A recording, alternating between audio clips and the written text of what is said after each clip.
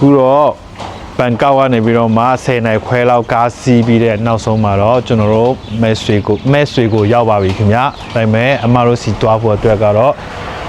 ကားကိုထက်ဆောင်နေပါတယ်ကဲထပ်ပြီးတော့မှလိုက်ခဲ့ပေးပါဦးเนาะကျွန်တော်တို့ရာသီဥတုကတော့ဒီမှာမိုးတွေရွာတယ်ပြီးတော့မှနင်းနေဘယ်လိုလဲမြူတွေလည်းကြတယ်အေးလေးနဲ့အရန်နေလို့ကောင်းပါတယ်ခင်ဗျာခိလိုက်ပါ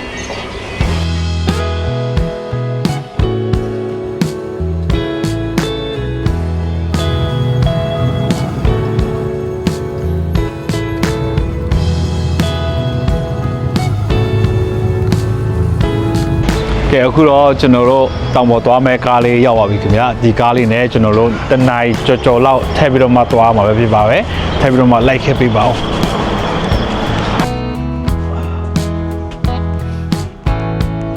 ညတဝဲမှာပိတ်စာလို့ဆက်သွား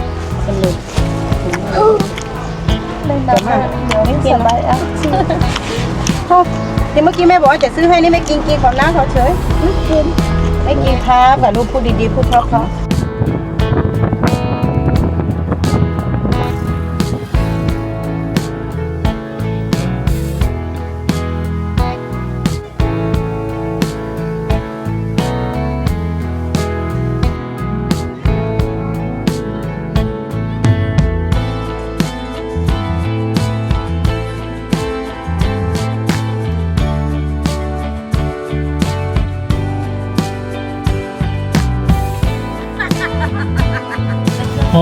တော့ကောင်းမှုနေပြီတောင်ပေါ်တက်ကကိုယ်ကောင်းလိမ့်သိန်းနေပဲဟူးမူလိုက်ရ lúc phải yếu khả năng cô lao ạ áo yếu yếu thôi